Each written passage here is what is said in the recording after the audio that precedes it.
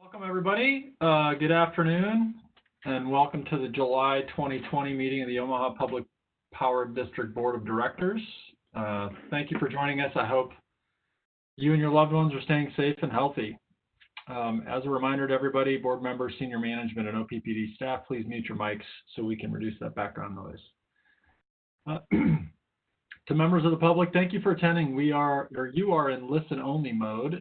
If you have any technology questions, please use the chat feature in WebEx to communicate with the event host. And if you are disconnected from the WebEx conference, we ask that you simply rejoin in the same manner in which you originally joined.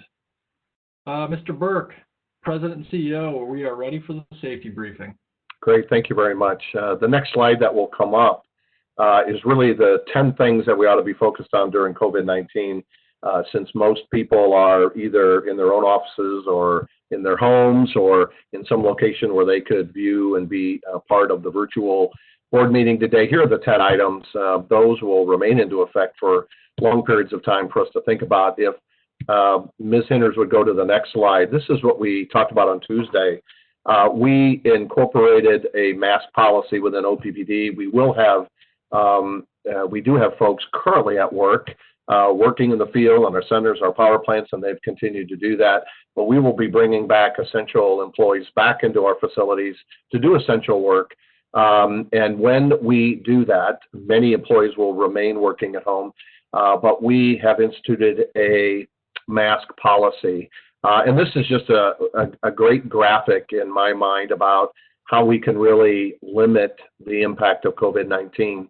I was on a call earlier this week, as I told some board members, where several large public power utilities tried to move people back into the office relatively quickly.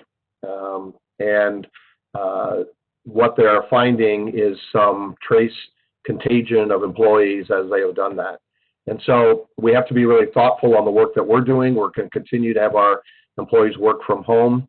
And we've made that commitment that as many as we can work from home through or to January 4th, 2021, except for those essential employees that need to be in a power plant, need to be in our centers to continue to do the essential work. And so this is just a great graphic. And what I hear from Dr. Gold once a month at our chamber board meeting is wear a mask, wear a mask, wear a mask, wear a mask. So that's our safety briefing for today. Thank you very much. Thank you, sir. And I'll just underscore wear a mask, wear a mask, wear a mask, wear a mask. That's so critical to our success in beating this virus. Okay, let's run through our list of guidelines for the conduct of the meeting. This regular board meeting will follow the agenda made available to the public on OPPD.com. It is also being conducted via WebEx events and is being recorded. Our board meetings have public comment periods on the agenda. Comments made by all parties during the meeting are part of the official public record. Following board discussion on each pending matter, I will ask for public comment before bringing the matter to a vote. Also, prior to the adjournment of the meeting, so at the very end, you will have an opportunity to comment on any other matters of OPPD business. If and when you wish to speak, there are two options for how you can notify us. The first, which is being displayed now, involves sending the meeting technology host a message using the chat feature, simply stating that you wish to speak. Host, you want to summarize the steps, please? Absolutely. Thank you, Chair Moody. For those who have joined us using a computer or a WebEx mobile app, you will find a button in your WebEx interface to open the chat panel. Once opened, you may send your message into the meeting host. Requests to provide comments will be relayed to the Corporate Secretary for recognition during the public comment section. Okay, on to option 2, which is being displayed now, involves the hand raise feature. Go ahead, Brent. Yep, the WebEx allows for attendees to virtually raise their hand. We would ask that this feature be used to indicate to OPPD that you wish to be recognized for comments. You will find the hand raise button in the participant list panel as displayed on the slide. Once you have been recognized, please press the hand raise button again to virtually lower your hand. And for those of you who have dialed in remotely, or I'm sorry, who just dialed in, WebEx has a feature that allows you to raise your hand as well from the phone. please press *3 to raise and also lower your hand. We will see your hand raised. When we see your hand raised, we will acknowledge you by referencing a portion of your phone number. For example, 402-123. If you wish to provide comments when recognized, please wait a brief moment to be unmuted, and then you can begin speaking. Okay, thank you for the summarization. These have gone, I think, relatively well previously, so I'm encouraged that we'll be able to handle it. I'll definitely allow plenty of time at each opportunity for public comment for members of the public to provide notification. When I call on a member of the public to speak, our meeting technology host will unmute your microphone. So before commencing your comments, I suggest you affirm that we can hear you. Once we do, please state your name and address and state the name of any organization or person you are representing. Each individual will be allotted 3 minutes per matter pending at the discretion of the board. To assist you, we will display a timer to ensure each member of the public receives a consistent amount of time. Ms. Hinders will signal you when 30 seconds remain, as well as when time is up. If you would, please direct your comments to me. I will either respond to you directly or defer response to another board member or officer of the district. If you have written materials, please email them to Ms. Hinders at mfhinners, that's mfhinners at oppd.com. You can see it there on your screen. And she will receive them and pass them on to board members. Okay, we are ready for the roll call. Ms. Hinders. All right. Bogner? Here. Kavanaugh? Here. Gay? Here. Director McGuire is unable to attend tonight. Molhoff? Here. Moody? Here. Williams? Here. Yoder? Here. Announcement regarding public notice of meeting. Notice of the time and place of this meeting was publicized by notifying the area news media, by publicizing same in Outlets newsletter and on OPPD.com, by displaying such notice on the arcade level of Energy Plaza since July 10th, 2020, and by emailing such notice to each of the district's directors on that same date.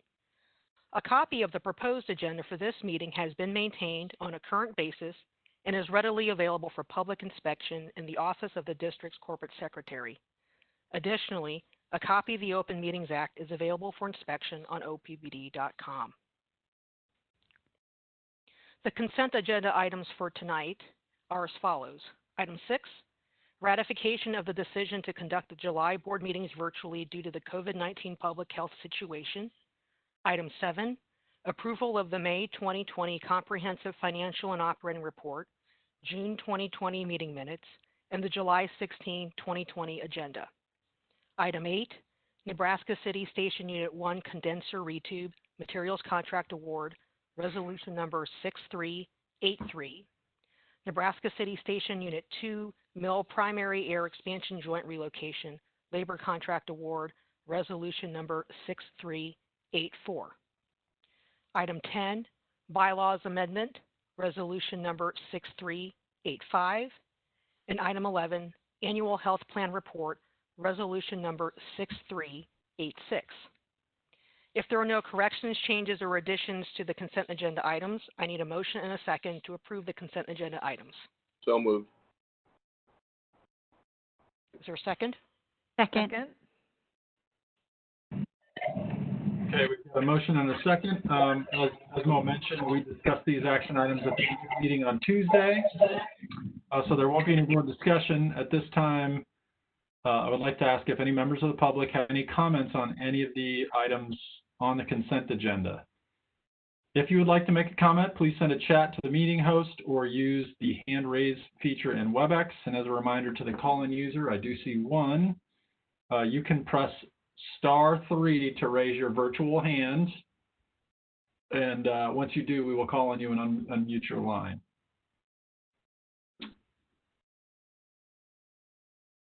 Okay, I do see one hand raised. That's Laverne. So if we could go ahead and unmute him. Laverne, you're unmuted. Can you hear me? Yes, we can. All right. Name and address, please. Laverne Drayan, 4907 Chicago Street. the number 6 about holding these digital meetings because of the COVID-19 health scare, I really wish you would change that and just say you're going to have digital meetings from here on out. Regardless if you go back to board meetings, I think this is a great way to have handicapped people, people who just don't have time to come down there, people who don't want to risk their lives to walk into a room and have you guys as, vapors all in the air because you talk a lot. I really wish this would be just extended forever, for the rest of my life until I die.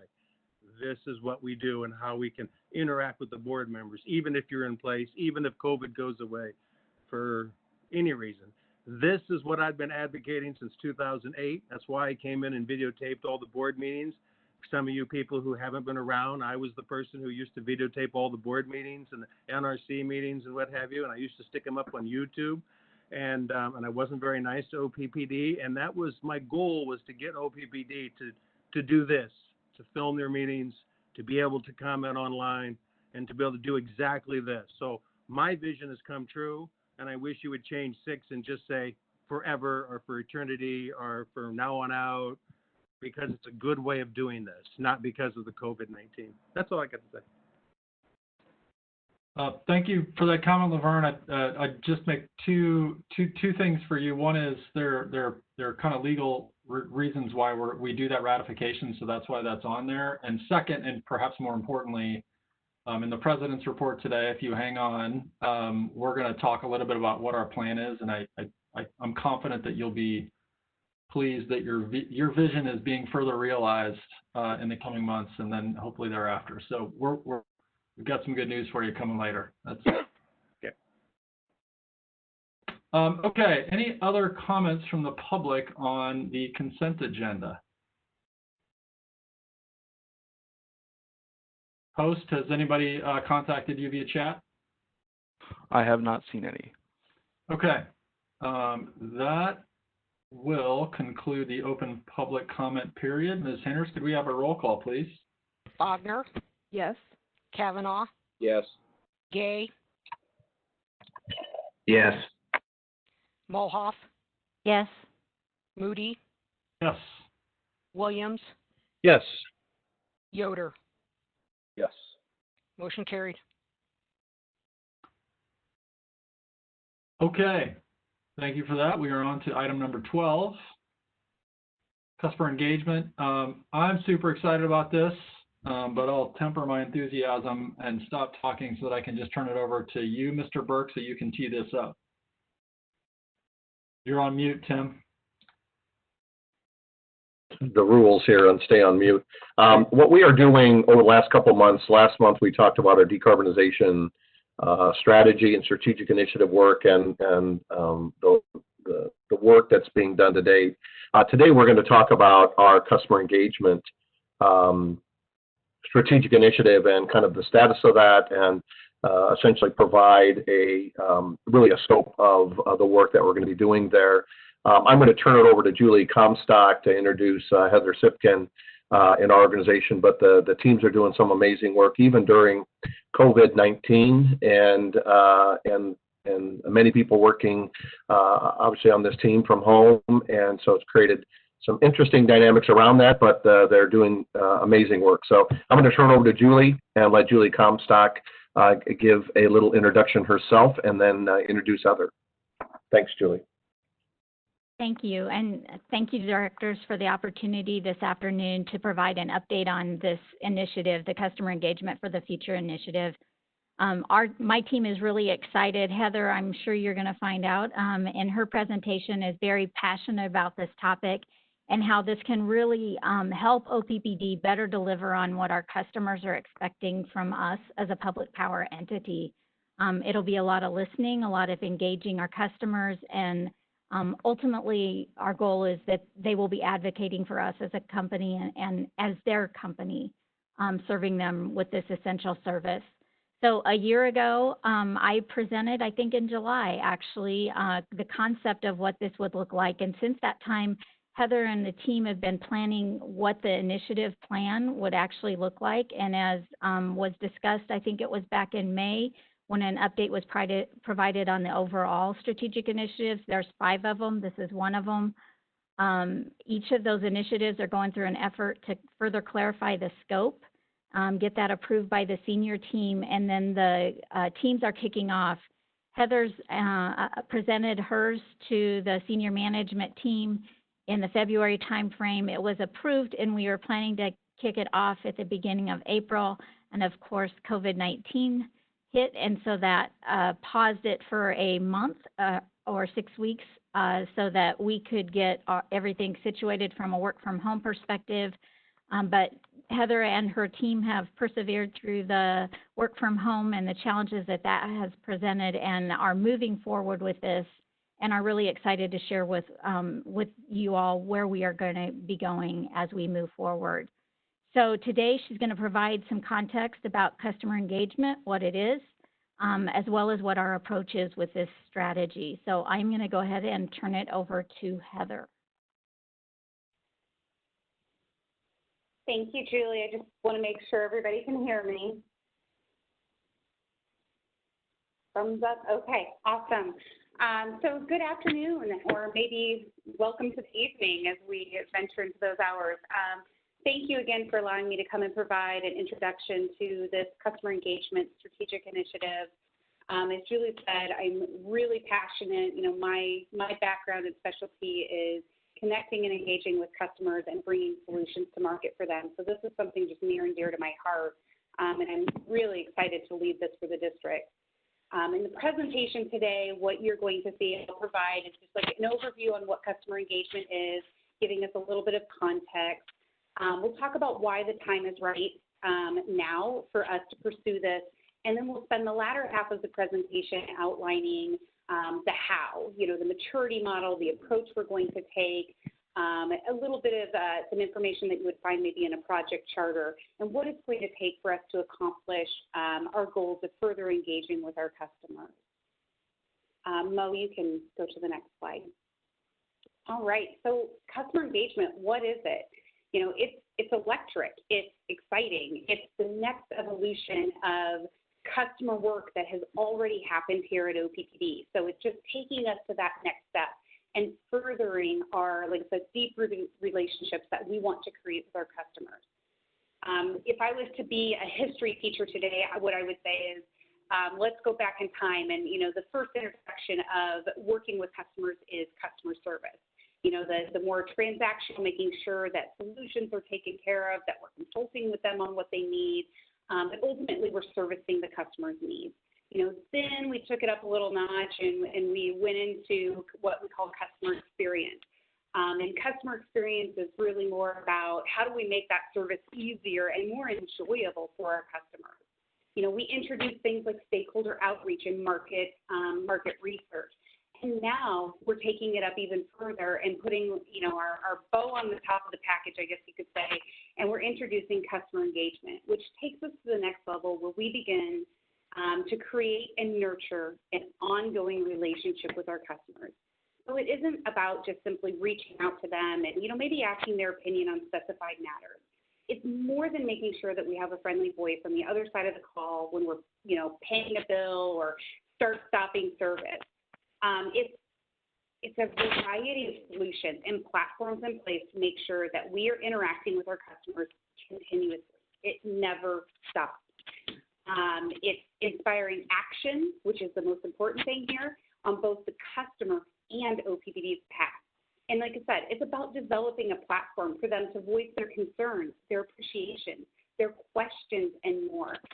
It's having such a deep-rooted relationship that we know their needs and feelings, almost can finish their sentence for them. Think about those relationships you have, whether it's with other brands or even some friends. You can finish their sentence for them, and then you can plan accordingly. It's ultimately about becoming, or about our customers becoming our top advocate. And for the sake of customers here, and in this presentation and throughout the entire strategic initiative, I think it's fair for me to say, you know, when I'm defining customer, it's not only just our current customers today, but it's also our future users of our company. And we really want to instill that loyalty and that enthusiasm with even the youth that are soon to be customers of OPPD here in the future.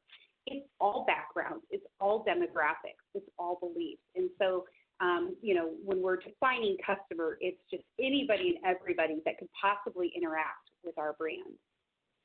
Mo, next slide, please. Maybe. As they interact, customer engagement is about a two-way conversation. And I think sometimes it's easy to think, to say, well, we already have these two-way conversations. But I want to say it's a different kind of two-way conversation. It's more than just having two one-way conversations, right?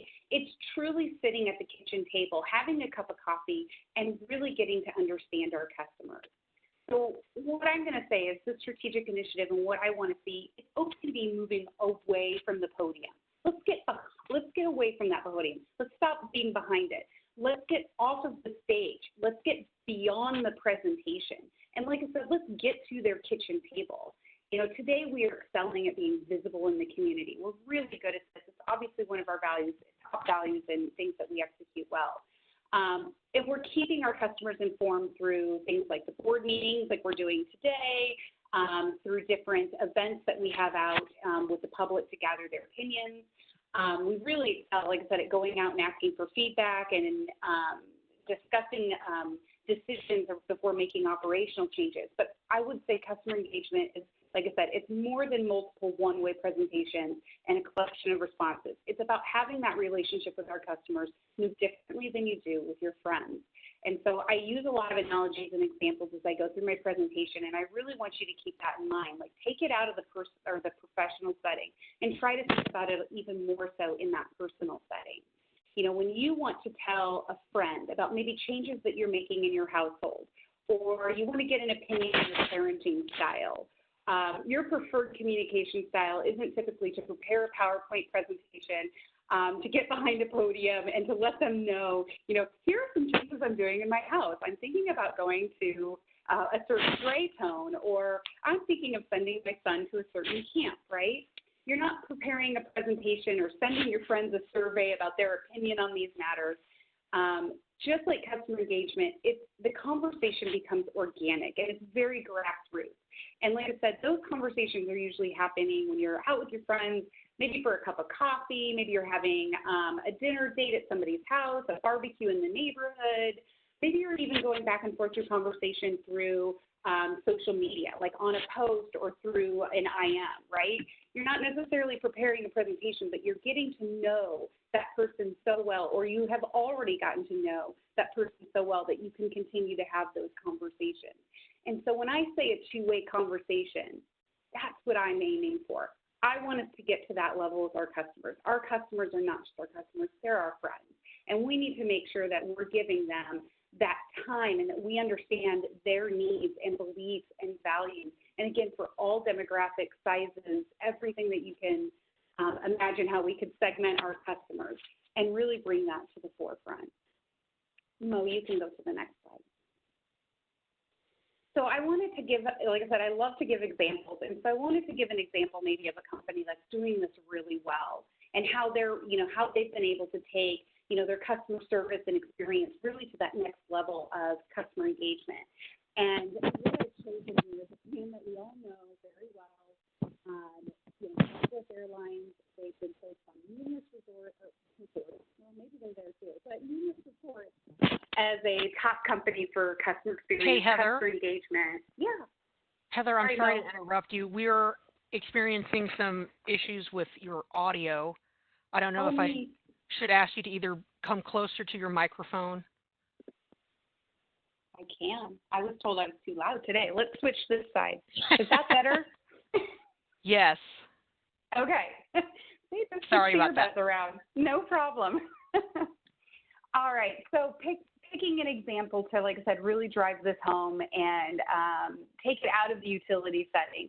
So Southwest Airlines, like I was saying, just in case it didn't come through, they've been placed on numerous reports as, like I said, a top company for customer experience, customer engagement, employee engagement. They're really doing well. They do think, obviously they have customer service. They're working with their customer base on planning trips and getting them from one destination point to another, maybe even into some vacation rentals and properties. They're handling stakeholder outreach as well, right? They have a formal relationship with their customers or a method of informed consent, if you will. And so sometimes they're asking their customers, hey, can we get a grouping of customers to come together and let's talk about, should we consider direct flights from Omaha to Phoenix? How about if we went from Omaha to Portland, Oregon? Maybe they're getting a group of customers together and they're talking about, how they can eliminate emissions and reduce their carbon footprint. Maybe they're talking to them about what customer experience do they want to have when they're purchasing their ticket to be a passenger on a plane. So they're having those conversations, but they take it a whole step further. And that's what I'm really hoping to do for the utility as well. So they are excelling at customer engagement, about being their customers' friends. They are talking to them about their wants and their needs holistically. They're knowing what they want, not only from using data, but from also those personal conversations. And their customers have become an advocate of their brand. They have a loyal group of customers who have basically become their marketing army and are out there promoting them on their behalf. So some examples from Southwest Airlines, and I've kind of put a splattering of them here on the slide for you. They interact with them through brown bag lunches. They will go out, actually just pack up, they'll have, peanut butter and jelly, turkey sandwiches, some vegetarian sandwiches, and they'll just wander into an airport at random. I'm sure it's, it seems at random to the customer. Obviously, it's planned behind the scenes, right? And they'll just have some lunches with their customer base and talk to people while they're waiting for their flight. What do you like about your experience right now? What do you wish we could have done differently for you? Where would you like to travel in the future? How do you see travel happening in your household over the next 5 to 10 years? And they just get to know them. Again, no specified agenda or topic, just conversation. They interact with them a lot on social media. So if you're out there following them on Twitter or Facebook, you're going to see both positive and negative. They have fun with them. So they don't shy away from people who had a negative experience. In fact, I would say they lean in further because they really want to know how they can improve that for the customers. But they also banter with them, they tell jokes with them, they have fun with them. They are real humans, acting like real humans and not like robots. They tell their customers how much they are appreciated. They will say the words, "We appreciate you." And as you can see in one of the posts up there, they ask for their feedback everywhere. And single most important thing here, I mean everywhere. So you may have just completed a trip with them. You immediately have an invitation to take a survey, right? They are asking you as you're getting off the plane, how was your experience today? What could we have done better for you? The example I'm showing here is all the way on the right-hand side. So they call it their one report. This is like an annual report that they produce. And so, again, knowing, a customer that would come to their website and want to find out more information that would be published on their annual report is typically a customer that's pretty invested in that brand and wants to know more. And so immediately they push up this blue box that just says, "Got a second? Do you want to give us some feedback?" It's not required to do it. You can still get to the report. But again, we're engaging and knowing that this is a customer who probably would love to give us some feedback. And so they immediately populate a survey and give them that opportunity to provide that feedback. And then in the middle here, you're seeing a community home. This is really where the customer engagement thrives. So they have a base where they can go. It's a knowledge base, it's a blog, and it's a discussion forum. What's great about this is sometimes you will see customers answering other customers' questions. Like they're actually engaging and, again, becoming advocates for the brand. So able to just have a multitude of ways and platforms in which they're gathering feedback and thoughts and opinions and needs from their customers, and again, just really humanizing the message. They also make sure that, their marketing is very targeted, very specific, and very personal to the needs. I'm not being offered flights to destinations that I haven't considered, right? So they really are, like I said, they're just doing a great job of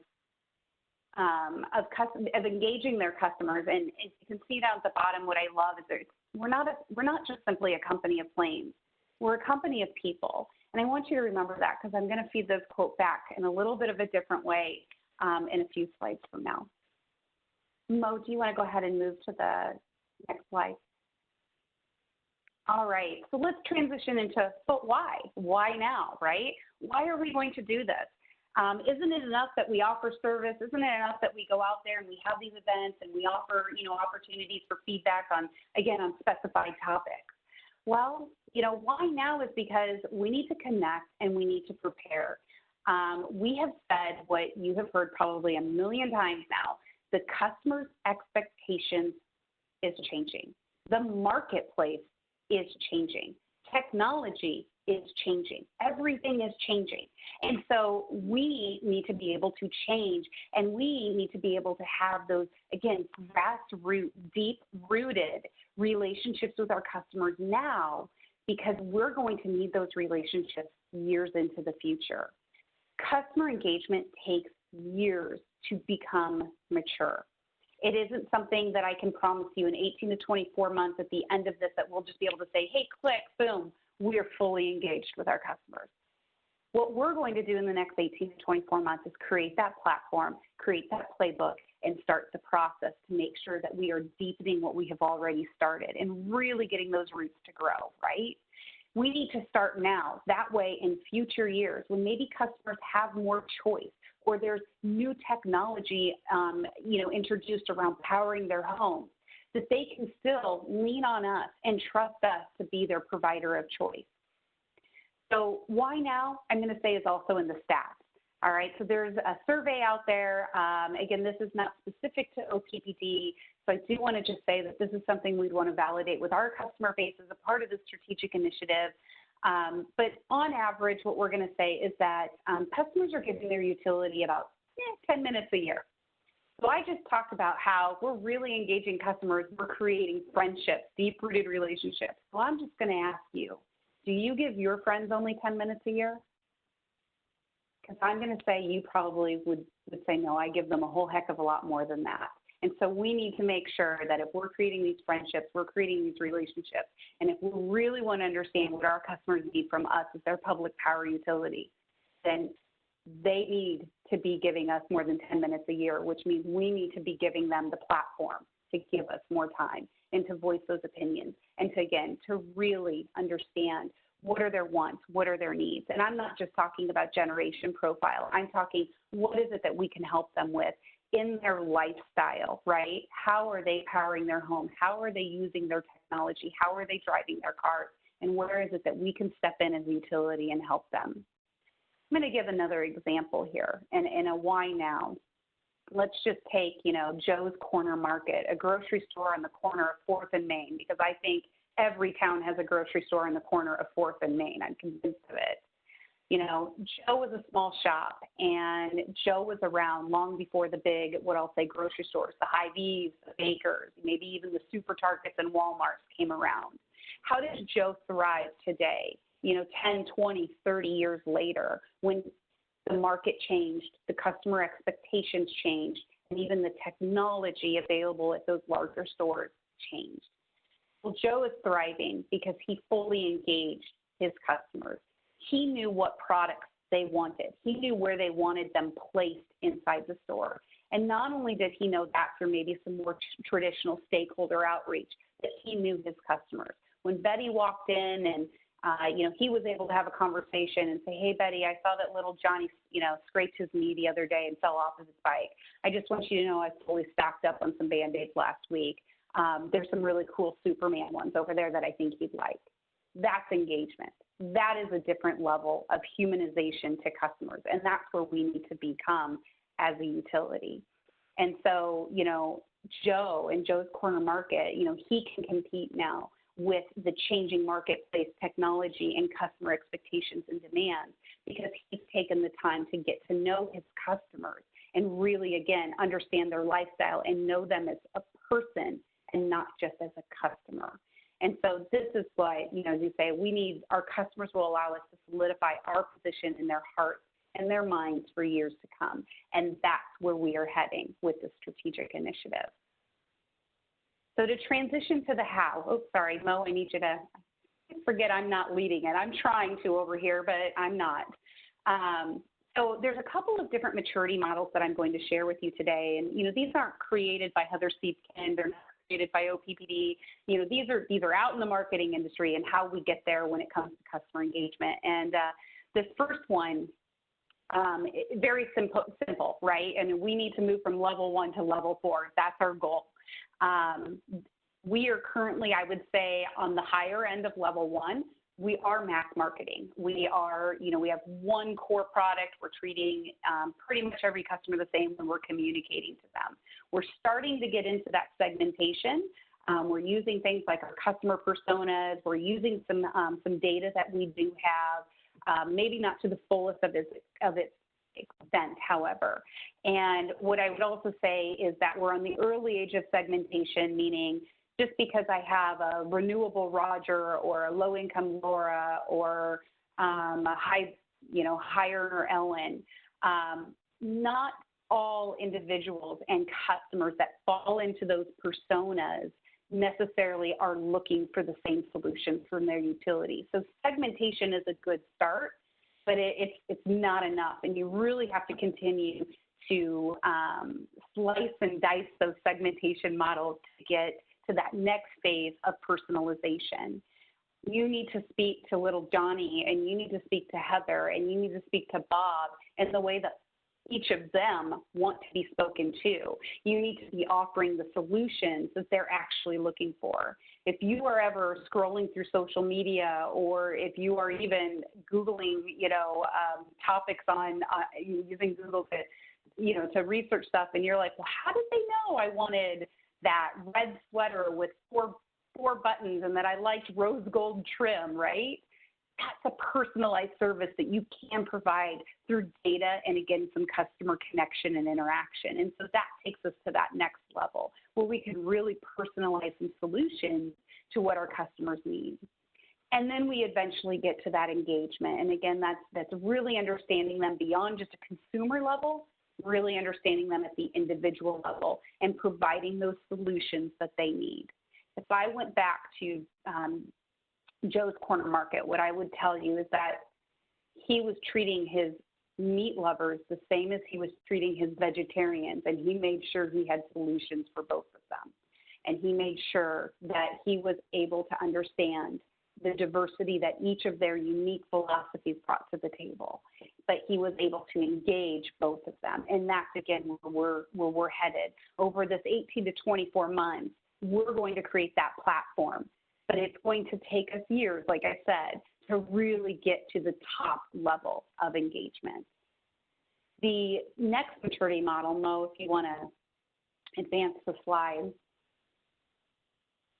The next maturity model is a take on employee engagement. And I always say this, if you ever hear a presentation or do some reading about employee engagement, just cross out the word and write customer, because it's really the same exact thing that you're doing for your employees that you're doing for your customers. So here we have a shifting strategy. So again, another maturity model out there where I won't go through this one in as much detail, but just the big highlight boxes. We need to put our promoters to work. In order to have top engagement and to get us to that advocacy, you have people who are already singing their praises. Let's give them a platform. Let's give them a stage. We need to engage our passive. So, let me go back. Put promoters to work. To align this to the employee engagement. You think about this if you have an employee engagement strategy at your office. You've already got people who really love working for you, who just absolutely love OPPD, right? Put them to work, right? We put them to work. They become our brand advocates on the inside. The passives, we need to engage them. There's people that they only need a reason to promote you. They come in and out every day. They clock in, they clock out. They clock in and they clock out. They enjoy their job. They do. They're not looking to leave. They enjoy what they do, but they don't necessarily feel engaged. They're not as vocal.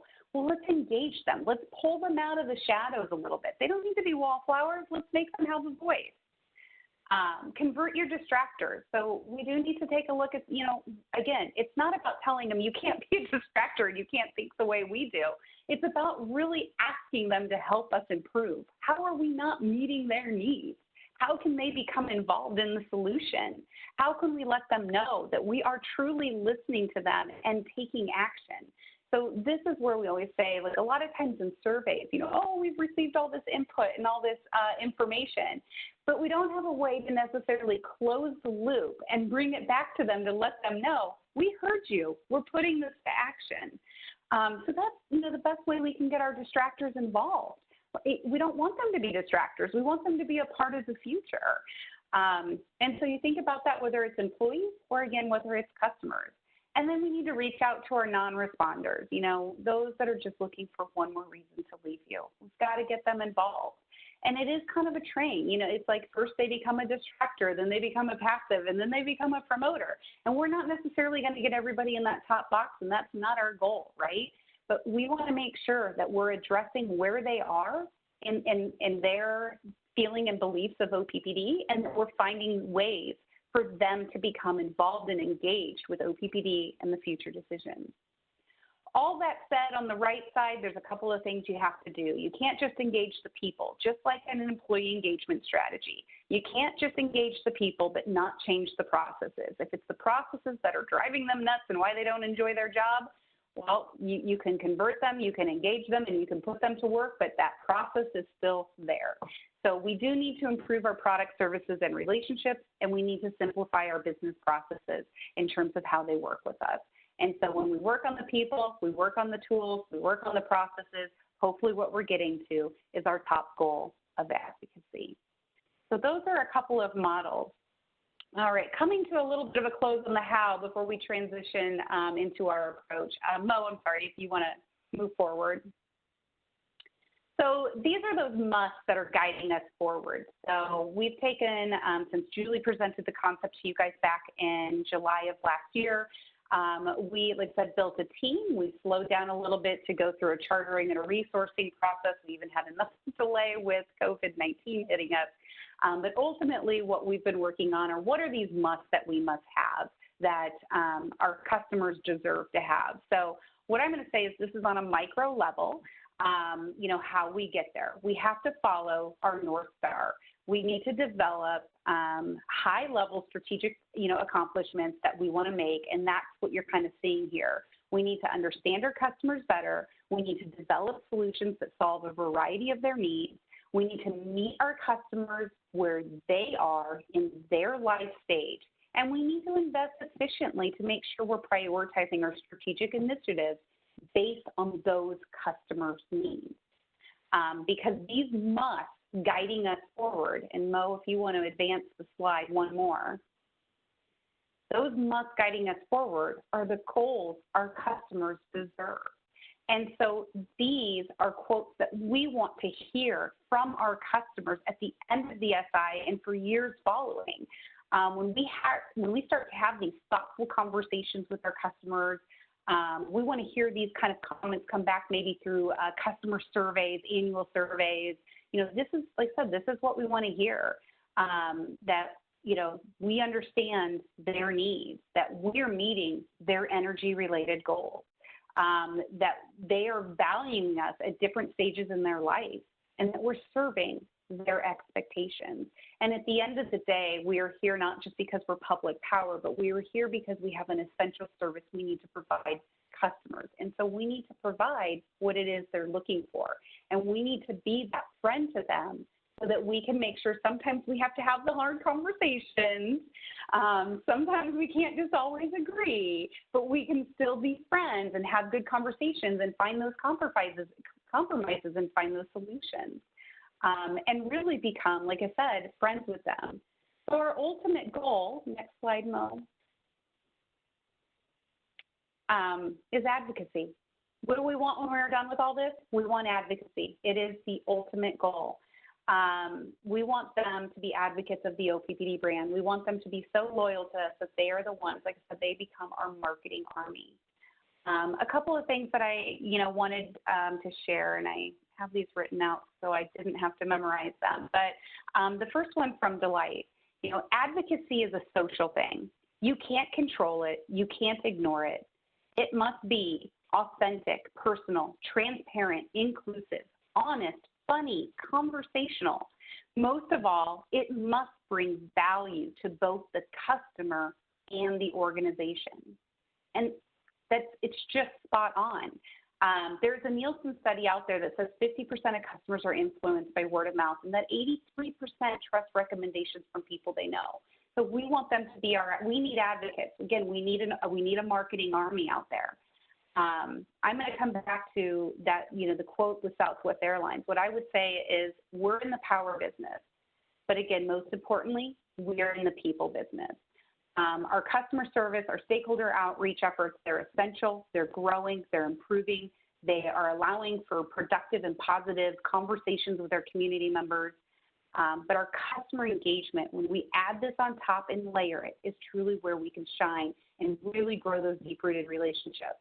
So while these efforts do kind of work independent of each other, they are, when combined together, we like to say it's electric, right? It's really where we shine.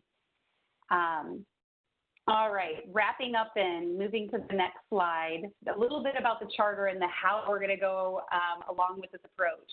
So go teams go. We've got 3 work streams that we've put together to help execute this.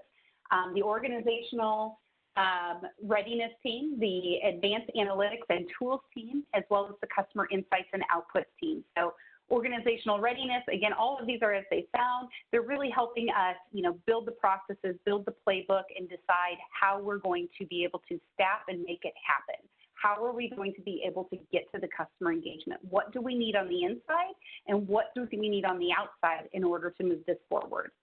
The analytics and tools, again, what data do we need to be collecting? How do we need to be storing that data? Today we do have, like we've talked about stakeholder outreach, market research. We have foot soldiers out there, our field, right? Everybody's receiving feedback already today, and we need to get it into a central repository so we can mine that data to make better decisions and more personalized messages for our customers. Also, we do need some marketing tools in order to be able to get these messages out and engage with them. So they will be looking at those options. And then our insights and our outputs team, they are responsible for collecting some insights. They're going to help the org readiness team build that baseline and benchmarking, and then they're going to help prepare some of the messaging and materials, as well as some of the solutions for how we're going to go out and start to engage our customers. To get to that advocacy, one of the most favorite examples that I have brought to the table and I shared with the senior management team when I presented to them is, and I want to share this with you guys because it's a board of director presentation, but wouldn't it be wonderful, and you guys can all just hide your smiles on this, but wouldn't it be wonderful if we had some high schoolers join you on the board of directors? We're getting the upcoming customer of OPPD involved with OPPD, and we're understanding, like I said, what it is that they need, but we're also growing them and developing them and their leadership capabilities, and we're also getting a couple of advocates at a time who can help go back to the youth and the next generation of OPPD customers and really explain some of those ins and outs. Now, I get that they probably can't vote and all that good stuff, but it would be wonderful to engage them and have them sitting alongside you so we can really understand how they would, like to see us making some of these crucial decisions that we make day in and day out. So that's what these teams are finding is, through all of these, through the 3 work streams or silos, they're certainly all looking at together how we come together and create some of those solutions. All right, so how are we doing this? The approach, Mo, if you want to go to the next slide. We've got a number of phases. We just wrapped up with pre-engagement and we kicked off. Like I said, unfortunately, that was delayed until May due to COVID. So we are currently in phase 1, alignment and vision, where we're really sitting down and understanding, okay, what are the key activities? What are the key deliverables? What are the resources we need, whether it's tools, technology, or people, budget? What's in scope, out of scope, and we're really kind of creating the strategy. I've got a team of level 3, high level 2 advisors that are coming together to build the marching orders for the core team that will be onboarded this fall in order to take the project forward. We'll move into scan the environment, which again, all of these as they sound, this is where we're going to go out there and do plenty of research. We're going to do some gap analysis. What are we doing now? What are we doing well? What are we missing? What are other leaders in the industry doing? What are other leaders outside of the industry doing? All the research and all the benchmarking that we can possibly do. We'll move into define the future, which is just, again, as it sounds, let's get that list. Are we going to bring on a couple of board members? What would it take? Is that even legally possible? I have no idea. But we're going to figure it out. Roadmap and resources, after we define the future, we need to figure out when all these things are happening, because we do still have to adhere to other projects and priorities here at OPPD. We also do have a little bit of technical debt. So we can't just come out of this or inside this project and just say, hey, all right this second. We're going to have to prioritize some of those solutions that we come up with. We're going to have to prioritize some of those tools and technology that we recommend. We'll move into phase 5, which is starting to develop the actual solutions. And then we'll go into phase 6, which at that point we're implementing some, we're integrating some, and others we're recommending, so it's on a future roadmap. So that is our approach. Mo, if you want to go to the next slide, it's all about the people too. Like, can't do this alone, right? So this is the team, the advisor group. Like I said, I've got 9. They are made up of level 3, high level 2 that are working right now on creating that strategy. You see them in the middle. On the bottom left, we have the support team with project coordinator, Mindy Wells. We've got a change management and communications as well. At this time, that is currently who we have activated. So there's 11, 12, 13, 14 of us doing math on the fly. Not my strong subject, I'm in marketing. But we've got them engaged, like I said, through about September, October. At that time, we will onboard some new resources. And those new resources, one is a consultant. We will be leaning on an outside consultant to help us with this initiative. Customer engagement is, I would say, not a specialty of what we do today, and so it's really important that we bring in some foot soldiers that can help us move this forward to the finish line efficiently. So we will be going out for an RFP and following the process to bring on that resource. And then in addition to that, we will be onboarding a small core team of individuals that will be a diverse mix from across all business units. I don't think I've said it yet, but if I haven't, I want to say it again, or if I have, I want to say it again. Customer engagement is not just a marketing thing. It's not just a customer service thing. It really does take everybody from across the enterprise to be involved and to get, again, to be the friend of our customers. So we have to make sure that we have them a very diverse mix. So this is how we're getting it done. We're looking at approximately about 30 personnel that we're using from OPPD all in. Again, some at varying levels. Some of these advisors will turn into just a couple hour a week. They're really just kind of what I'll say the bumper rails at the bowling alley. They're just making sure we're going down the lane and not falling off. And then we'll have a small core team. And we're looking at about, across the full 18 to 24 months, about 31,000 hours of employee time, and that does not include the consultants. All right, so Mo, if you want to go ahead and cue up the video. If I haven't talked your ear off yet, we have made a commercial, I guess you could say, for the strategic initiative. We're really proud of it.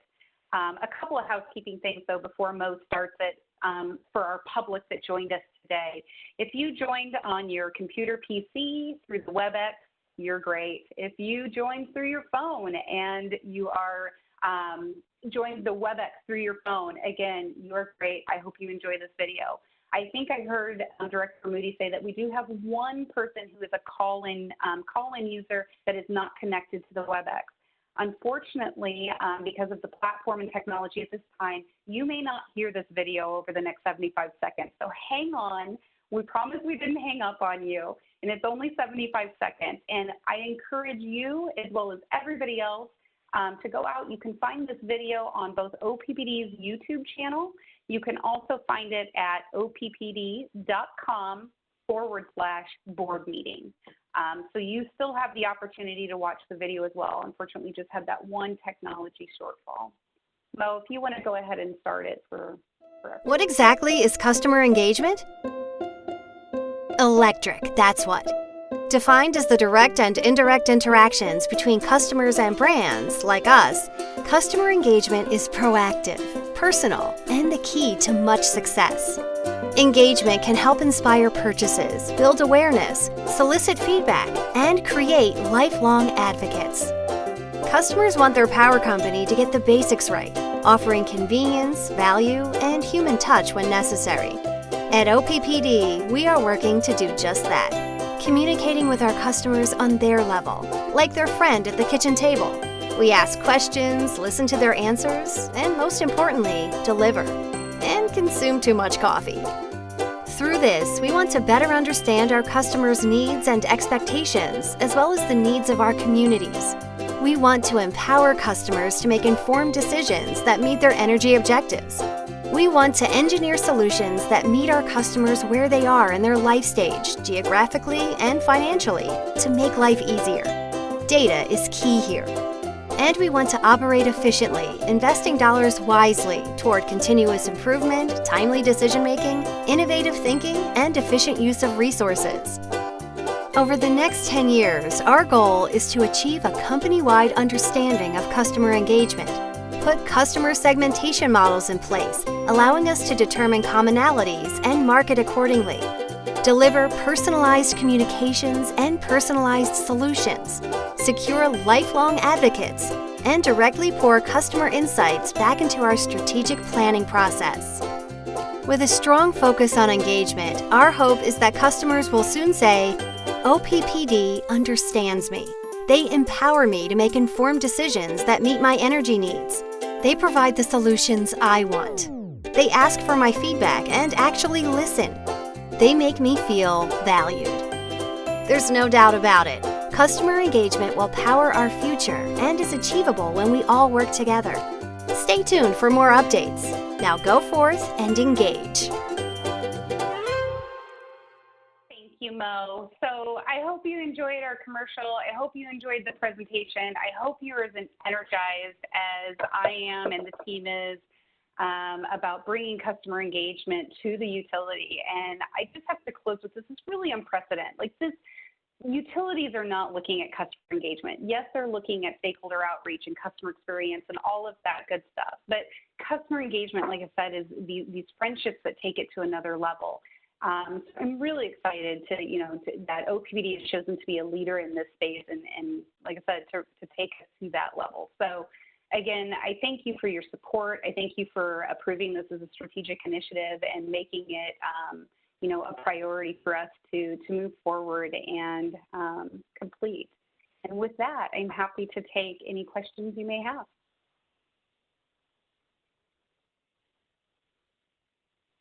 Okay, thank you, Heather. Well done.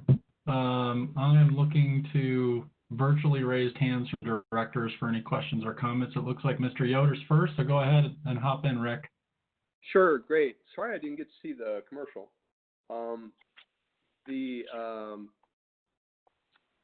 This is great. Other than that, this is just fantastic. I think it's really well formed, hitting all the right marks, headed in the right direction. I'm very excited about it. One framing element I might offer as a positive or a challenge for improvement. When you talked back in the shifting, what was it? Shifting. It was your shifting slides where you were talking about, you had the 4 quadrants and you were talking about helping customers with their problems. Wonderful. I think every customer would love to have help with their problems. I think for many people, the choices here that OPPD can help with is about their personal goals and actually social goals on energy choices. So it's not just about solving problems, and it's just a slight framing element.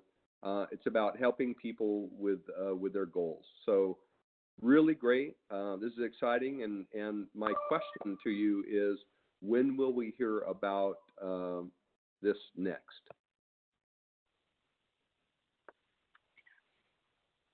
Good question for what's next. My goal is, so I shared with you those phases, phase 1 through phase 6. So we would anticipate that what we call the stage gate presentation would occur between each of those phases, where we can kind of come back, let you know what we completed, what we learned, and then what we're doing with that. What's our next step? I don't know the format in terms of how, I would need to go back and talk to Mo, Julie, Scott, in terms of, how we bring that. Is that a pre-committee? Is that, again, a public presentation? But I do know that that's kind of what we've slated for some updates. Yeah, this is Tim. I think all the strategic directives, strategic initiatives would be as they reach certain phase completions, that just as Heather said, we would come back and all of the strategic initiatives and present kind of our learnings, our ideas, our thoughts, and the direction that strategic initiative may be changing based on that information. So I think our plan is to do that. I don't think we have dates set up, except the broad dates that were identified in the timeline or the Gantt chart, so to speak, that Heather had. And so that's our plan, to be able to do that. And each strategic initiative will be a little bit different on their timing and what the kind of the impact of that presentation would be. But our intent is to come back and present that to the board, either in a committee fashion or potentially a board member at the board meeting for other public engagement as well. Mr. Gay, you're up.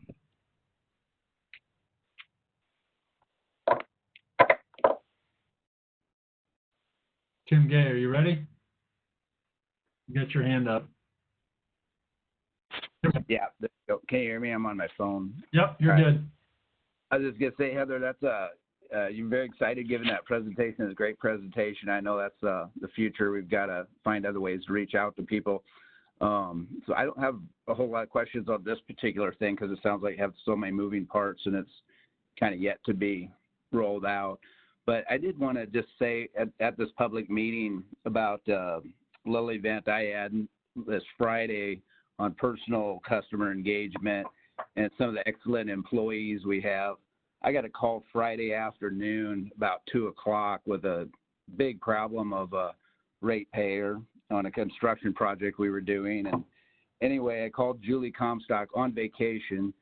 She then immediately helped me out with Steve Fanslow, Danny Bagley, and others, and I'm sure there are others involved. Worked on that Friday afternoon till 10 o'clock at night on this person's project and got it fixed. They were sending videos and chatting with the customer throughout the evening.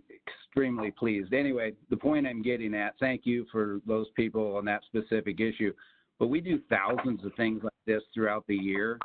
And I just want to make darn sure that those are always those one-on-ones, how we monitor those, and they're great, and we'll continue to do that. So I just want to put it out there, give them a little public recognition for their great work, and then also just make darn sure we don't forget that, the old school ways, I guess, to reach out to folks. So that's it. Thank you.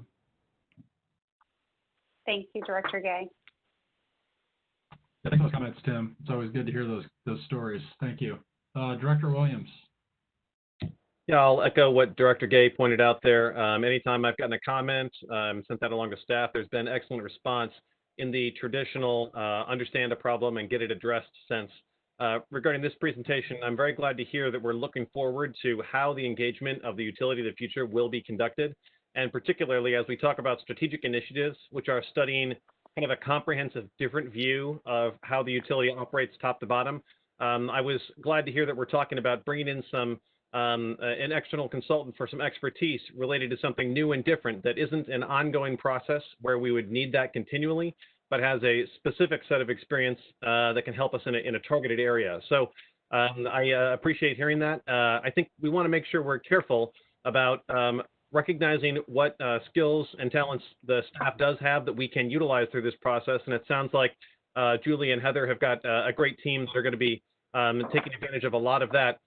But then in targeted areas, I do appreciate knowing that we know we need some additional imported talent And I'm glad to hear that that is a kind of a targeted short-term type of a recognition where we can get a lot of value and bring that into the process here. So again, as the strategic initiatives are by definition something dramatically different from what we've done in the past, recognizing that in this area, and I hope other areas for that external expertise.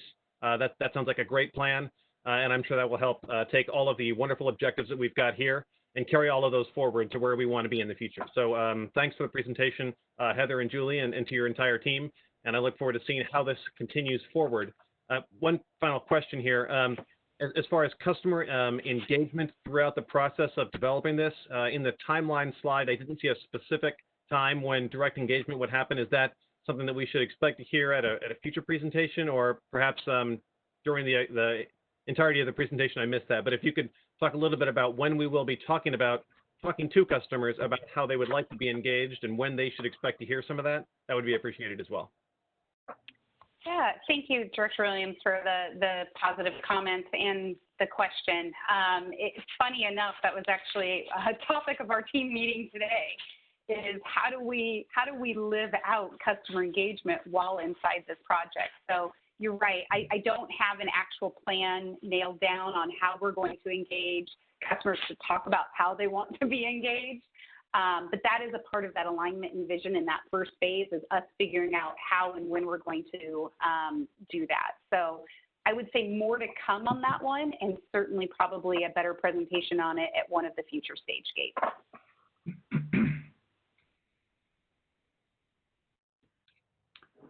Okay, directors, any other comments?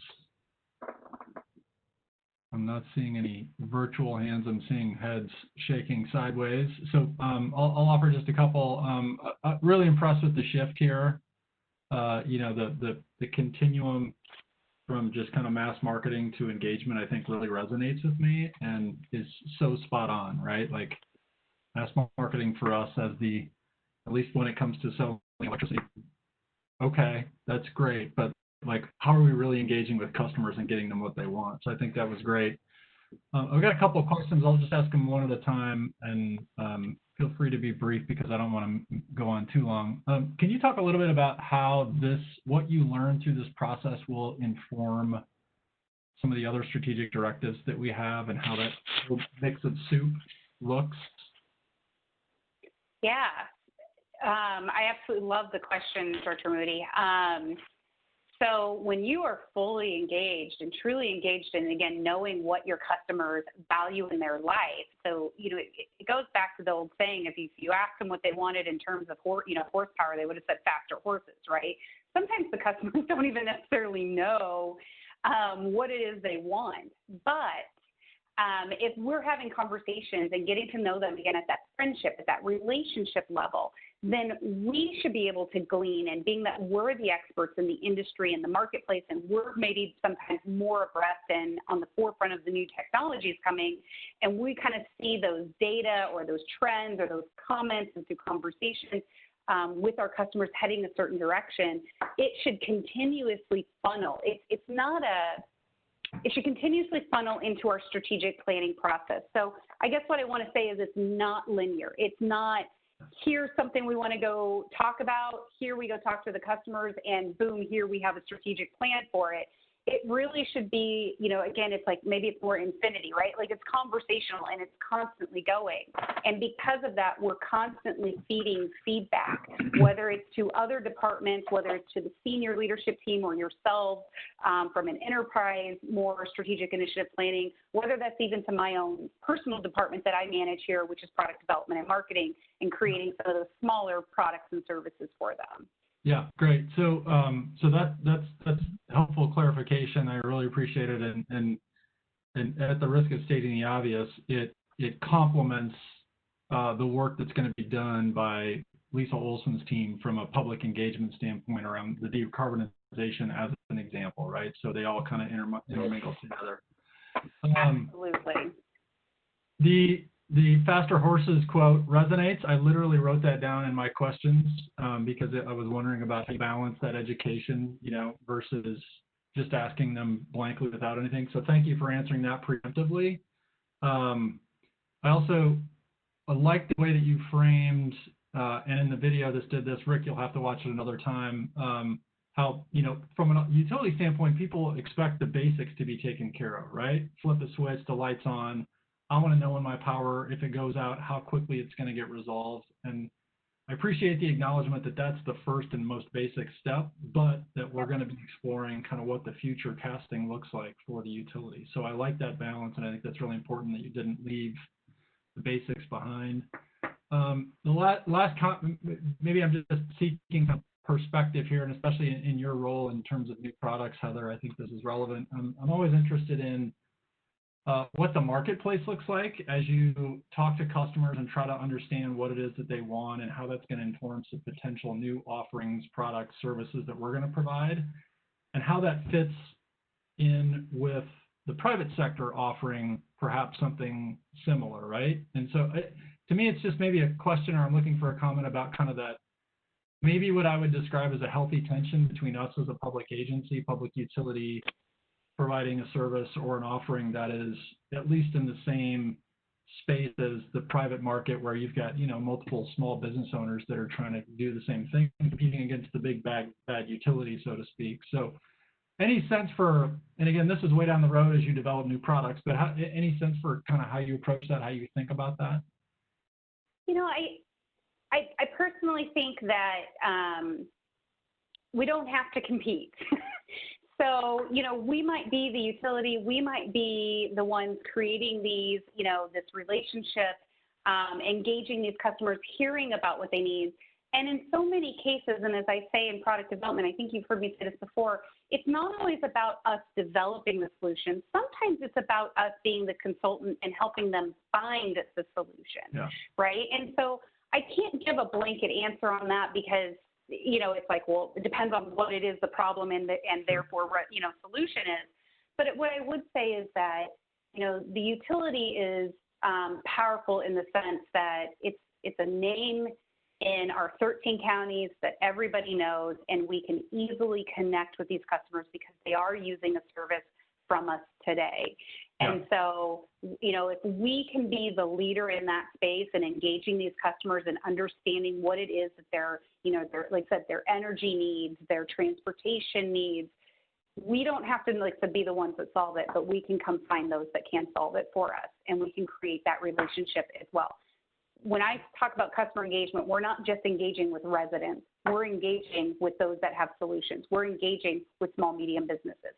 Not just because they're our customer, we're engaging with them because they're a part of our community and a part of our solution to our customers. Great, perfect, well said, great answer, thank you. You're welcome. It looks like Director Williams, or no, we'll go to Director Mulhoff. I see your hand raised. Go ahead, Janice. Thank you. Heather, I love your passion and the excitement you carry with this project.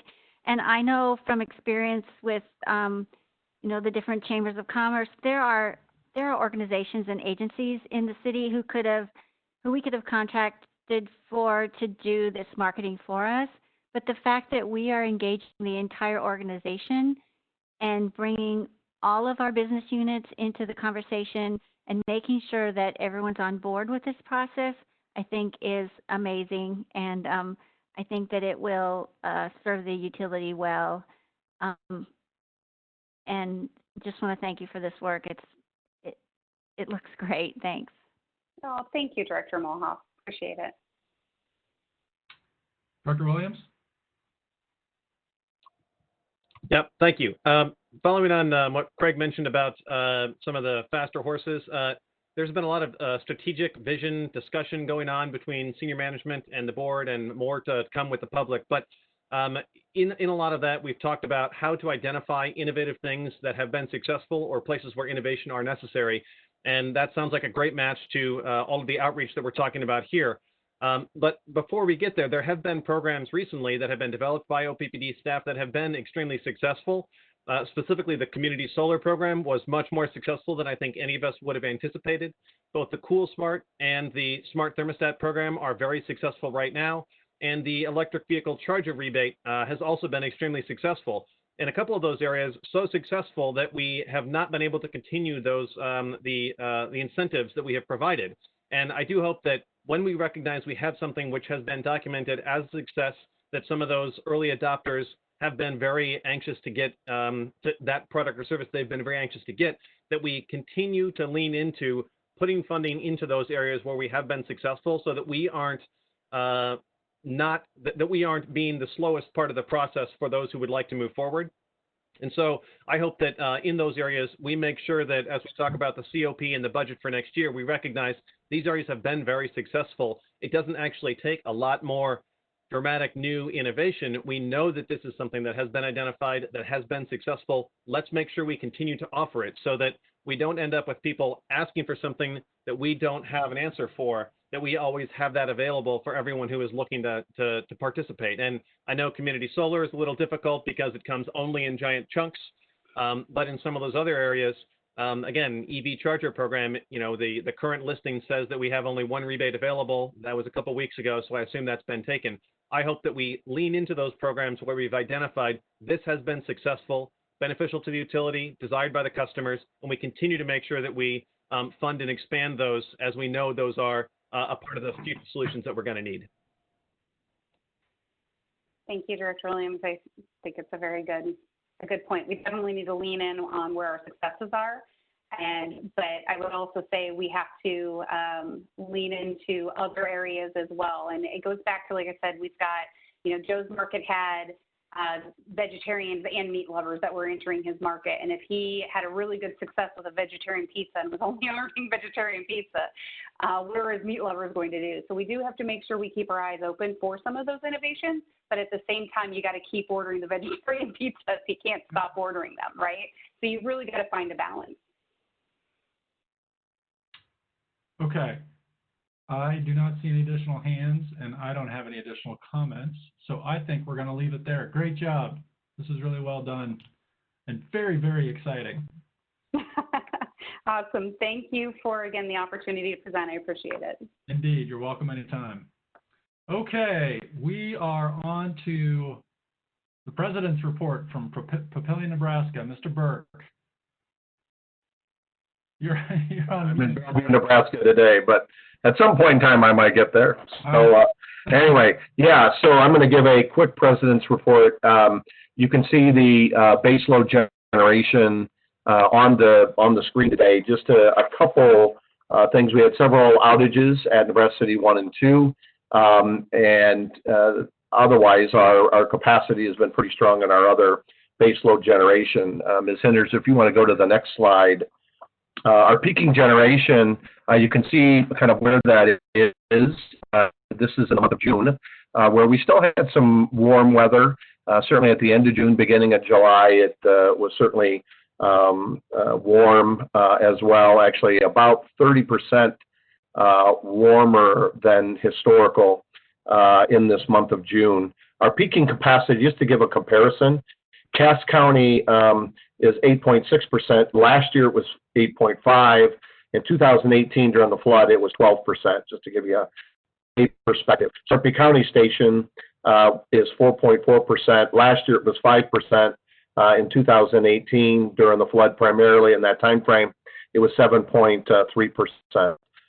So we can see the impacts of that. Didn't see a lot of changes, except we did have North Omaha 3 start up because of some market needs and in the market. And so North Omaha 3 did start up in the month of June. Ms. Hinders, if you want to go to the next slide. Renewables continue to be a strong element in our portfolio, contributing about 35.4% of our retail energy sales, even in the perspective that we had significantly higher retail sales than normal because of the warm weather. So at this time, our wind capacity factor was 48.3%. And typically we would see our solar being in that kind of 25 to 28. I didn't pull that out today. I will do that next month for the month of July. And then year to date, just to give a perspective on our year to date renewables, we are seeing a 39.9% of our retail sales coming from renewable resources, and the capacity factor for the year to date is 48.9%. So pretty strong capacity factors as well. And then Ms. Hinders, if you would go to the final slide, or excuse me, I have 2 slides yet to go here. And this one is about our meetings coming up in the future. There was a question about that at our committee meeting, and the conversation was, hey, what are we going to do with our future meetings? By statutory requirement, we are required to have a minimum of, you go to the previous slide, thank you, a minimum of no greater than 6 of our meetings can be virtually. And so we've had 4 meetings to date. Next month, we will have our committee meeting be virtual. Our board meeting will be live. It'll be at the Douglas County Civic Center in the legislative chamber. It'll start at 4 o'clock. We do have a lot of to be determined in the next upcoming months for a number of reasons. One is, let's understand the impacts of COVID in the community and the environment, what's going on there. But also we want to make sure the dates align with potentially using the Douglas County Civic Center as the alternative. The OPPD site is just not a good venue for a face-to-face during COVID. And we're very sensitive about that. Matter of fact, as I've talked with Director Moody and others, even though we may have face-to-face board meetings, that I'll be face-to-face with the board members, probably our general counsel, the rest of the senior team will probably be virtual, which gets to Mr. Thrain's question before. Our intent is to maintain this virtual opportunity capacity in the future as well. And it took a global pandemic to get us there, by golly. So here we are, and it provides that opportunity for people throughout the district, for whatever that reason may be, whether you're in the Falls City area or Pawnee City area, or whether you're sick, or whether you are at high risk during the COVID perspective. It allows individuals to still engage virtually in our board meetings. So we will provide more information as we begin to scope this out over the coming months here. But look for us to advertise that in the manner in which we would typically advertise the meeting date, the meeting times, and the meeting locations. They may change because of some conflicts or because of some other issues that may be impacted. So that's kind of what's going on in the potential meetings coming up, and we'll keep the public noticed on that, and appreciate Mr. Thrain's comment and a continued commitment on making sure that we allow virtual meetings to go forward in the future. On the last slide, if we could go there, Ms. Hitters, is our commitment just to recognize an employee that died in the line of duty. Merv Stengel was a lineman. He died on September 7, 1965. Mervin died because of making contact with a distribution line in which he was working on 91st and Charles Street in Omaha. He was working as part of a 3-man crew during a response to a storm that resulted in heavy flooding throughout the Omaha metropolitan area. Casey, as he was known around the district, he was 34 years old and had 11 years total with OPPD at the time of his death. Prior to coming in OPPD, he served in the United States Marine Corps, and he also served in the Korean War. And as we think about storms, severe weather, it's just a great opportunity for us to think about the men and women that put themselves in harm's way during those times to make sure our employees have reliable power. So it's just a great recognition of the commitment of our employees and their families to provide service to our customers. And with that, that concludes the President's report.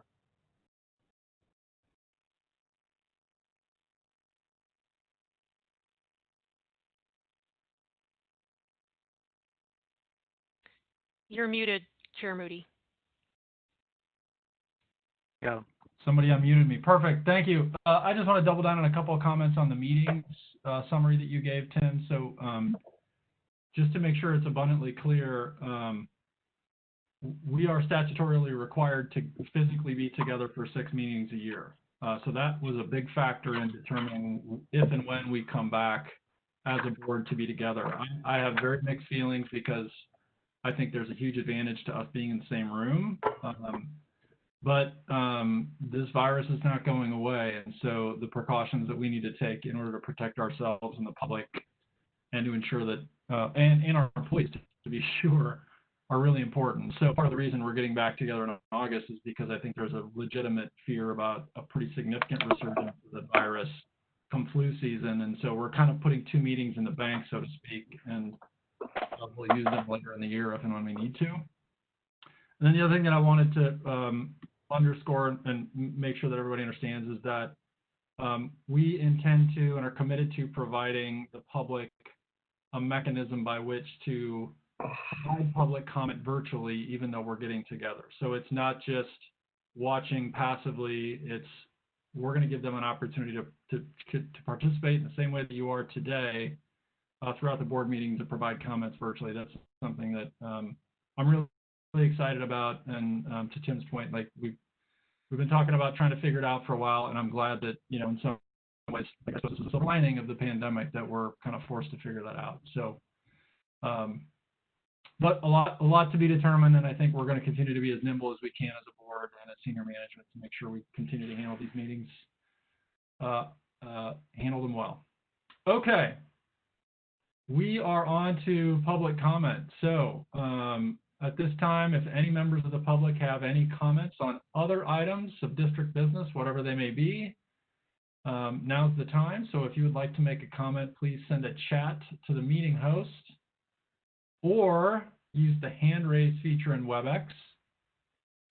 For our call-in user, if he or she is still on the line, go ahead and hit *3 to raise your virtual hand, and we will let you know when it's your turn.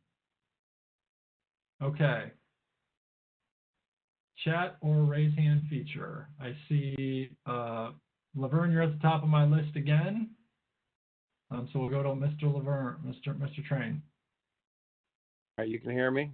Yes, sir. Go ahead. All right, Laverne Train, 4907 Chicago. I have one question about the statutory requirement of meeting 6 times. Is that something your organization can change? Is that just an organizational rule? Is that a state Nebraska rule? That's just my one question, then I'll continue with my comment. You can hang on before you answer. Yep.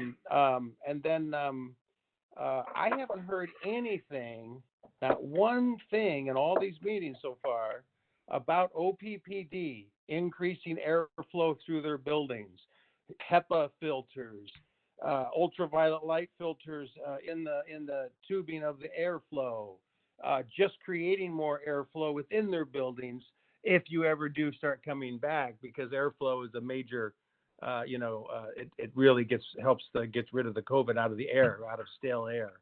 And so I haven't heard anything like that. Any adjustments, your offices being more separated from each other, this kind of thing. Any physical changes in your buildings. I haven't heard of anything in any of these meetings about any of that. And I'd sure like to hear a lot about that. Keep on doing renewable energy. And I really hope that, you distribute renewable energy. And when your partnerships you guys are talking about, I really wish you'd partner with the city and the federal and put solar panels on city buildings and police and the jailhouse, and giving these people an extra layer of security, helping their roofs last longer so there's less maintenance costs on their roofs, and of course having a more secure energy envelope because they can generate their own power. You're going to get a grant for batteries from the state. I don't know why you don't put that battery right in the police department and solar panels right on top of the police department. You saw the violence. You know that the police department has been raided and people have been taken out and hung, and mayors been hung and people been shot, and the police department's been taken over in the past. So that can happen again in the future. And the way to prevent this is to have their own energy outside of the grid, because we can cut the grid off and boom, the police department's stranded in the water. So, I really wish you would cooperate with more organizations, because every one of those organizations I mentioned all have green initiatives, carbon reduction initiatives, and money in the pot to achieve those goals, so you don't have to go alone. And that's what I wish OPPD would not go it alone and get all these other organizations involved and putting, solar and stuff on those buildings. So 30 seconds, Mr. Thrain. A truly distributed power. I've been hearing some, bad news about land out in the south area that people don't want you to have over in Sarpy County. I just wish you would really make smaller systems on buildings that we currently have. The buildings need power, nothing else does. Please do it. Thank you. Have a good day. Thanks, Laverne. Tim, if you want to respond to the first two questions. Tim, you're on mute. Yep. I keep doing it. Go ahead, Brett. There you go. All right. So, yeah, it is a statutory requirement. The industry did put in some changes where we could allow to work virtually, but there were some limitations that occurred here. And again, there's been significant technology changes since that legislation was in place, but it is a Nebraska statute underneath the public power framework. I will share with you that I did have a conversation with Tom Kent, the president CEO of NPPD, about us working on a legislative solution in 2021 that would give more flexibility. They also have a similar wide span of customers. They're finding some value, as we're finding value, if anybody can log into and provide comment, either virtually or in the chat, or whatever it may be. And so we're probably going to partner together on some legislation that would give us great flexibility to be able to do that, whether it's during COVID or severe weather or whatever that may be, and allow that to occur. So that partnership is and will be continuing. Regarding the work that we're doing relative to COVID, I would tell you, Laverne, and the rest of the customers that are listening, that we're doing all of that work inside our organization.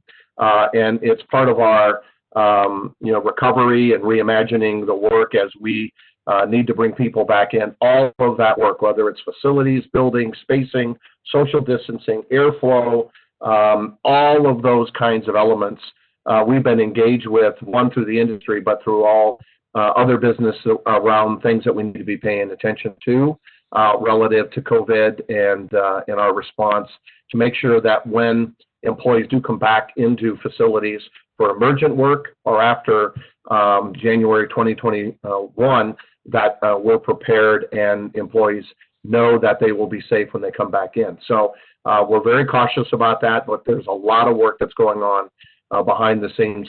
I don't believe it's necessarily appropriate to have that board conversation during a board meeting, but I will tell you there's a lot of work going on inside our organization to prepare for that. So.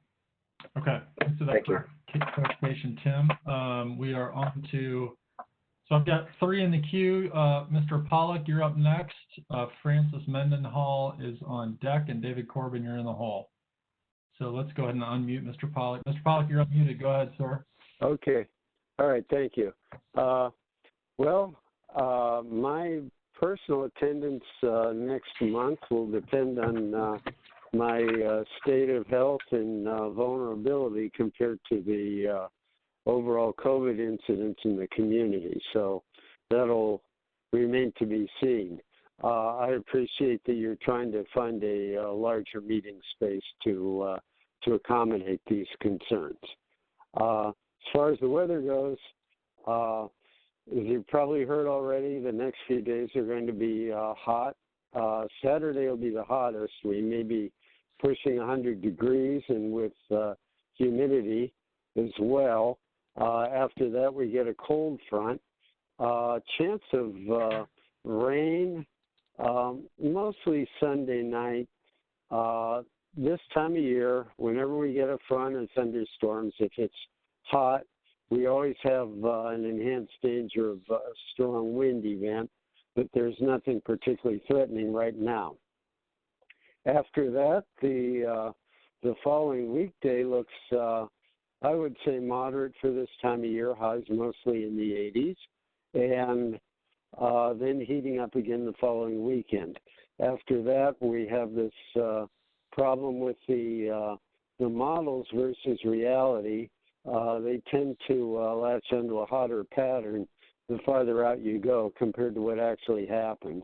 On the other hand, as long as we continue this drought, we are vulnerable to a rapid heat up when conditions allow otherwise. So I'd say we're still on the fence there, and that includes August, which will probably be above normal as long as we're still having dry weather. Thank you. Oh, 1412 North 35th Street, Omaha. Thanks, Mr. Pollack. Hope you're well, sir. Ms. Mendenhall. Hi. First things first, can you hear me? Yes. Name and address, Okay. please. Francis Mendenhall, 3715 Hamilton. And I'm most interested in the OPPD 2050 strategic vision. And so I looked on your website and I found that the target date for completing the roadmap for completing the OPPD 2050 strategic vision was March 31st. And I presume that roadmap has information about decarbonization. And so could you confirm that? And also, when will the public be able to see this working document? Tim, you want to take a shot at that? Provide some clarity? You're muted. Thank you. Yeah, I'm waiting for him. I'm waiting for our friend to unmute me so I don't screw that up. Yeah, absolutely. I think in our presentation on Tuesday, Dr. Mendenhall, the conversation that we had with the board is part of the Vision 2050 is to really gain a variety of feedback. The senior management team thought very clearly the board needed to be engaged in the development of elements of the Vision of 2050. There's no doubt about it. We need to engage and align with the board on what that vision looks like. But also customers and employees, our collective bargaining units were three, and customers is a broad piece. It's all customers, communities that we associate with. It's really a broad category. And that work will begin and will be part of, as Chairman Moody identified and Director Williams talked about, we are trying to think about how we take all of these stakeholder elements, whether it's on the decarbonization, whether it's on customer engagement, whether it's on Vision 2050, and begin to roll them together for a broad stakeholder customer feedback input perspective gathering to provide feedback for us as we move forward. And then there'll be elements where we may develop some items, come back and present and obtain input. So the details of that have not been developed in that process. Matter of fact, the board is just going through their kind of interview process, the presentation that occurred last Tuesday. And so all of those details will be rolled out between now and probably early fall on what that will look like. And as we move through, we'll present elements of the trends that we'll be looking for. Our first principles that the board will have the opportunity to provide some feedback and input and perspective on. So we're developing that and the stakeholder engagement plan, and the public will know about that as we're in process to begin to engage and execute that. I don't know the answer. That's what he said. I don't know. Thank you. We are on to Mr. Corbin. Unmuted. Go ahead, Dave. Hello, can you hear me? Yes, sir. Name and address, please. David Corbin, 1002 North 49th Street, representing the Nebraska Sierra Club. I just want to say I'm glad that you talked about customer outreach. Unfortunately, I think your first big challenge is trial by fire, and that how you reach the people that are going to need utility assistance. And so I'm hoping that you've written down the names of those organizations that have testified before the county board and reached out to places like One Health and the Charles Drew Center so that people can actually know. Unfortunately, the people that might need this are the least likely to know how to work the system. And so I'm hoping that there will be a good outreach to make sure that the people who really need it can know how to work the system. I know that you already have United Way and Catholic Charities and things like that that are involved, but it's still not intuitive for a lot of people how to do that. So it's going to be tough. It's not the low-hanging fruit that you're starting with, but it's a more difficult group to reach, and I hope that you will do that. But also point out in terms of if you haven't seen already what the legislature is going to do so that they can meet and all the precautions that they are taking and how they worked in collaboration with the Lincoln Lancaster Health Department to determine all of those ways to that the public will be involved, that the senators will be involved, where they have plexiglass, where people enter, where people can exit. I think it's a really good plan that perhaps you could emulate and work in conjunction with the Douglas County Health Department. So thank you. Yeah, Dr. Corbin, that's a great comment. We've been very actively involved with Douglas County Health Department and UNMC on our internal work at OPPD, and then obviously the conversations that we're having about public venues, board meetings in the future. So thank you for that.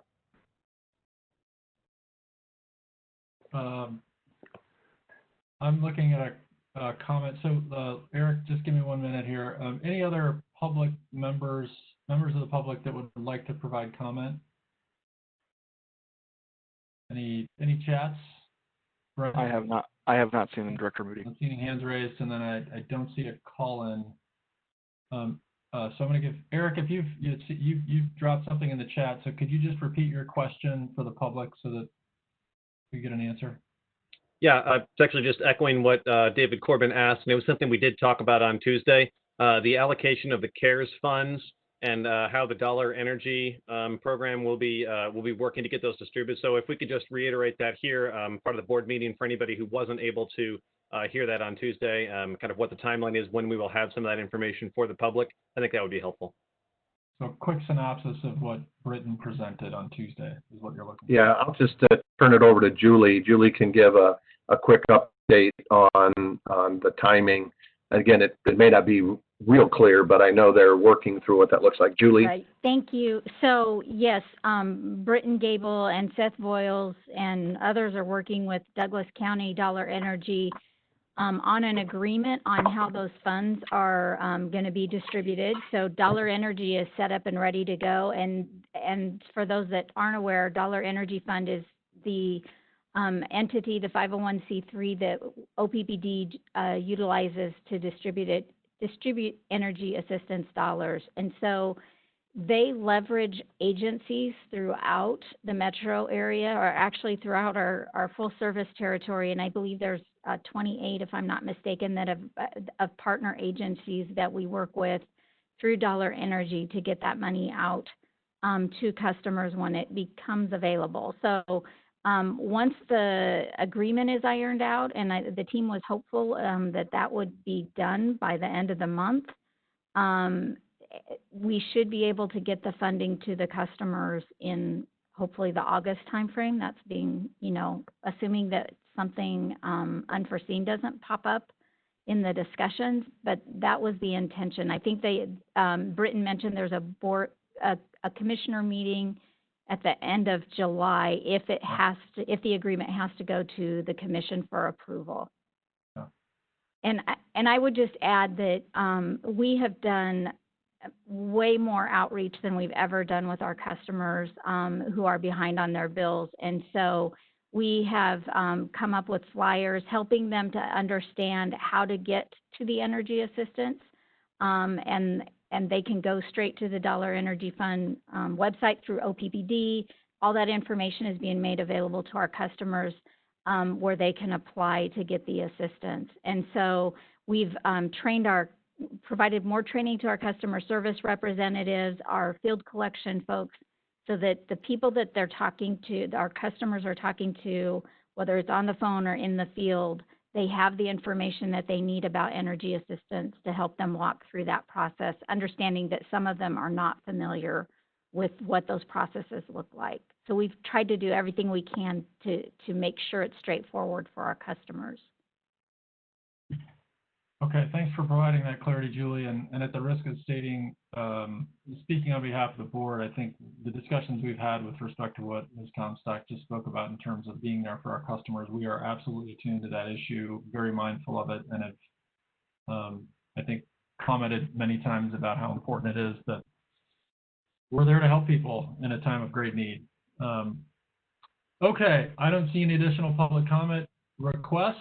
I think we are done. So we will go ahead and adjourn at 5:45. Great job, everybody. Thank you. Thank you. Thanks, everybody. Have a good night.